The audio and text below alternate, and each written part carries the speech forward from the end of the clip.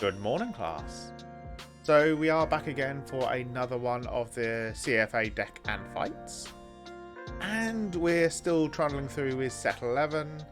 And this time we're moving on to one of the new lines that's been introduced for the encounters. And that is Incandescent Lion Blond Ezel. So Ezel, back in the day, was known as the superior ride, spammer board, rush early aggro. And the overdressed version very much ties into that as well. So we're going to first off start off by covering the man himself in Incandescent Lion, Blond Ezel. So Blond Ezel's got 3 different skills here. First one being Continuous Vanguard Circle. You cannot ride cards that do not have Ezel in their card names. Second skill is Auto Vanguard Circle. At the start of your ride phase, if you have 3 or fewer units, you can Soul Blast 1, look at the top 3 cards of your deck, choose up to 1 grade 3 or lower unit card from amongst them, call it to an open rearguard circle, and put the rest on the bottom of your deck in any order. And then the last skill is Auto Vanguard Circle. When this unit attacks a grade 3 or greater Vanguard, you can cost Counter Blast 1, look at the top 7 cards of your deck, choose up to 2 grade 3 or lower unit cards from among them, call them to open rearguard circles, and this unit gets power plus 10,000 until the end of the turn. After that, you shuffle your deck. So, nice, simple, to the point. First skill ties in more for the fact of bow mains, which I'm going to be covering after this, so I'll save that point for then. Second one is really nice for the anti-retire matchups, because it lets us turn our soul into an extra unit on the board. I do want to heavily stress it counts 3 or fewer units, so this does count your Vanguard. So if you have a full back row, you are not able to do this because you've technically got 4 units due to your Vanguard being one of them. And then the third skill, really nice pressure for the late game. It turns you into a 5 attack deck if you've got front row clearance, because it is very important that it's saying open rearguard circles, but that's playing into the Gold Paladin style. They want to keep calling and calling and calling, but by making it open rearguard circles, it lowers down the pace of the deck and stops it being too aggressive. But these restrictions come in even more balanced when you're actually looking at the Knight of Superior Skills Bowmains. So Bowmains has got 2 skills, first one being Act Vanguard Circle once a turn. If you have a Knight of Elegant Skills Gareth and Crimson Lion Cub Criff in your soul, you can discard 1 card from your hand, then choose 1 Incandescent Lion Blond Ezel from your ride deck, and then ride it as stand, and it gets drive -1 till end of the turn. Second skill is Auto Rearguard Circle. When this unit attacks, if you have a Vanguard with Ezel in its card name, you may have this unit gain 5,000 power till the end of the battle, and if you do, at the end of that battle, put this unit on the bottom of your deck. So first skill is the one that I was talking about in regards to Ezel saying it can only be rode by Ezels, because this is the superior ride up turn early into Incandescent Lion Blond Ezel. So by having that other skill on Ezel, it means you can't turbo out into something like Bastion Prime, for example. So they have balanced it, which is really nice. Discarding a card makes it same as if you rode up for the ride deck anyway. The only thing is obviously you're getting a drive -1 on your Ezel, so you're still getting 1 drive out of it, but it treats it as if it was a grade 2, except you can then call grade 3s to rearguards instead. But his rearguard circle skills where he mainly shines, because obviously he then tucks himself back to deck after he's attacked, so you're opening up your rearguard circles to properly get your 5 attacks off consistently, which is really nice for the deck. But let's dive into a game and see how the deck actually holds up. Alright, and here we go, diving into the game. So, doing the deciding first, I end up getting to go second, because I lost the coin flip, so look at the early hand here, we've not got the best. But we're actually out here against Nirvana Jiva. So Jiva got some really interesting support in set 10 with the forms of Mirrors Virina. It then gets even better due to the actual promo that comes out for tournaments, which lets you gain an actual advantage by using Jiva's skill and prevents your rear guards from being bound and bottom decked. So really nice for Nirvana. So basic early turns, not really much happening. Swing in with that. Early damage. He does draw the OT, which obviously I don't see. But he's not got the best of hands lining up. So he's going to have to use the early counterblast towards arcs. So obviously try and dig deeper to fix his hand because it's not in the best positions. Does manage to dig in and get a second Stragaglio plus a Perfect Guard. So in his eyes it's a good fix at this point. He does heal down. So obviously really good for him. For me it's not worth guarding because he's 20k shield. Do hit defensive draw to help build up my hand a bit. And I'll draw into my over trigger as well. But here's where things get interesting. So obviously I ride up into Bowmains, but not riding up into grade 3 makes the most sense here at this point. For the sheer fact of, I don't want to have his, if your opponent's grade 3 skills live, because he does get extra pressure from the deck. And I also do decide to swing at the rear guards, eat away his resources. It also dies in the counterblast to properly go off with Jiva. So force 15k shield at hand, which is really nice. He's now got no counterblast going into this next turn. Does his top 7 check and fails, which is really good for us. Slows down his advantage gain. But he does have the ability to use Stragaglio at this point to dig and find either the Trickstar or a Virina choice that he wants with the Overdress ability. So obviously going to be going for the Trickstar for the fact that he can now cross Overdress due to using Jiva's skill to discard the Trickstar to build a board up. So he's going to be going for the one that says when it's retired, put it back to your hand.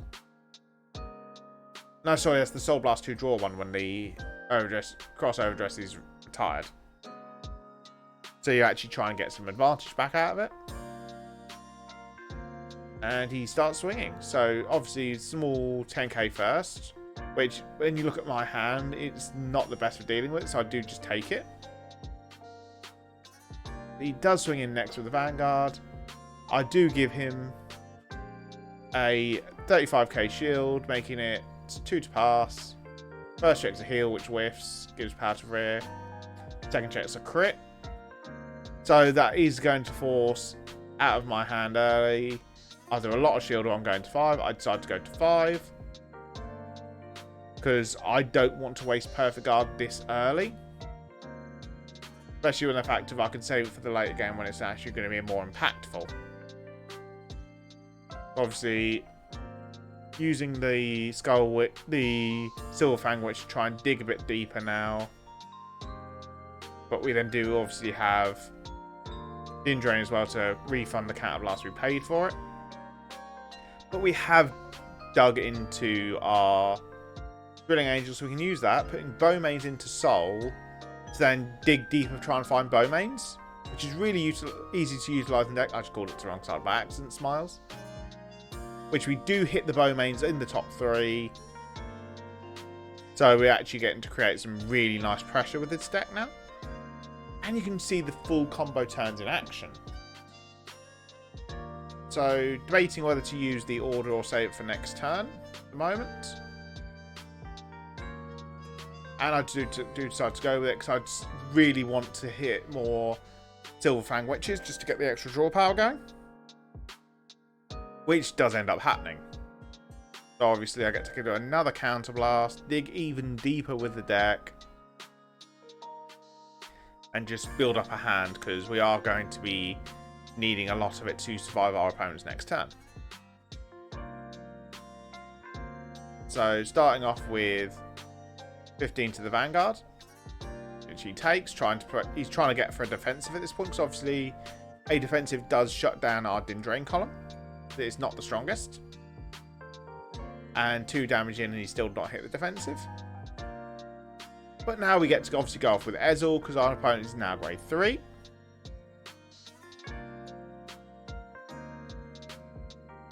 Checking top 7, we do get the Bowmains. And we also get our extra counter charger, which won't get to go off this turn for the fact of we haven't got 3 face down damage to play with. Just applying the power to our Vanguard. First checks a Silver Fang Wedge, which is good for the next turn. And second hit is Drilling Angel. Does finally hit a defensive, so I decided to play smart here and actually swing Vanguard first, force out the extra guard. Obviously, it's 28k column, it's a 10k shield he's got to provide. Does hit the crit. He turbo runs and actually puts it on the Vanguard, which I've got no issues with. It now means I can swing at the rear guard arcs and force a 15k shield out of his hand. Bowmains are supposed to touch the bottom deck as it's mandatory, and pass turn. Interesting play here is I actually left the grade 2 on the board, which I shouldn't have done, due to the fact of he's got his Virina over there that lets him nuke an entire column.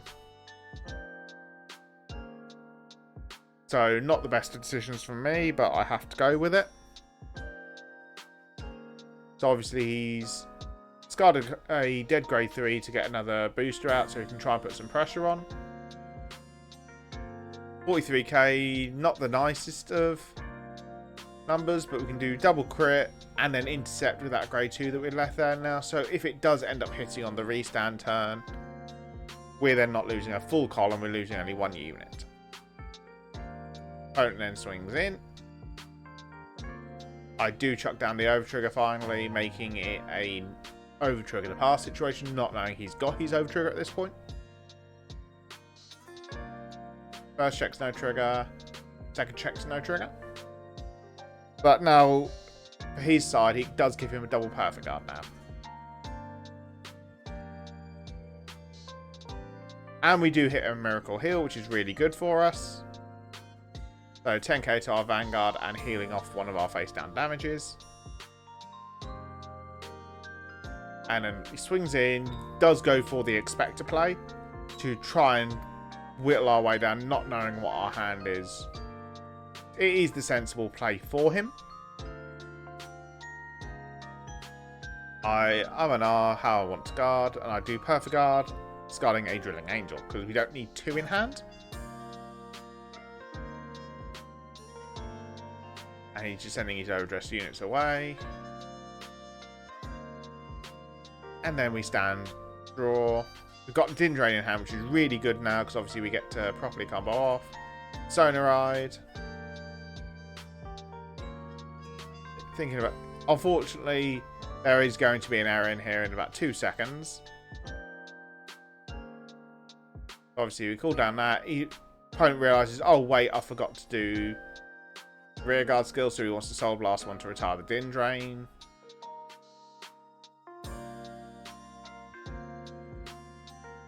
So, me going and R-ing, I just want to have the best content out of it, so I let him do it.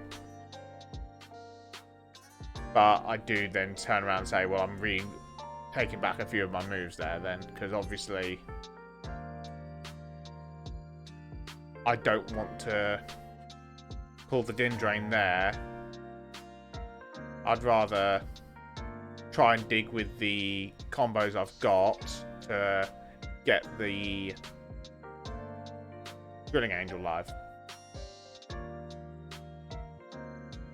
So Soul Blast and 2 to get the Bowmains back in drop again, so I can then utilise it with the Drilling Angel, which I'm still a dumbass and keep putting in the wrong column first, but I do fix.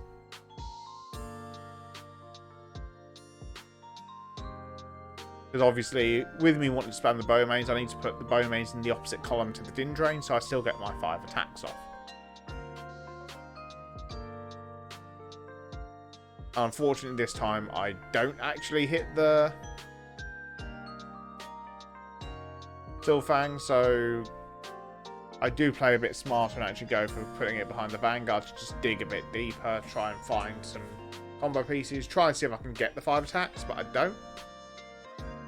So we just start swinging. Force a lot of shield out of him. Tuck it to bottom to restand the Din Drain. And then get to go in for full aggro pressure. Counter blasting 1, checking top 7. Trying to find some extra front row pressure to really put the numbers on him. And we do get Bowmains and another attacker. This time's going to be the cycle card from the Festival Collection. And here we do see the opponent actually chucks down the over trigger, leaving him double perfect on hand. So if I hit crit, he lives anyway. So in we go. We start swinging. First check's nothing. Second check is a crit, so we do get that crit pressure there. And I do give it to the rear guard on the left. Now this is where I do slightly misplay, as I should have used Bowmains to swing in at one of the rear guards. But the fact of it then forces out him to block or lose it. Mainly swinging at the crossover dress unit, just for the fact of knowing what's coming. So checking our top card, deciding where to put it, and we do leave it on top. And you'll see why in about 2 seconds.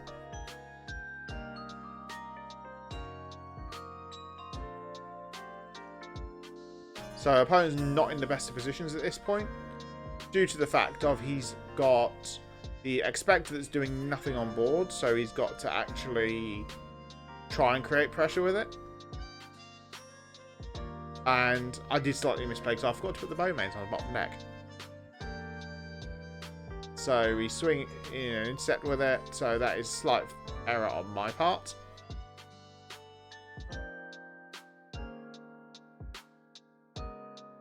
So swing in, give him a 1 to pass, he fails the 1 to pass.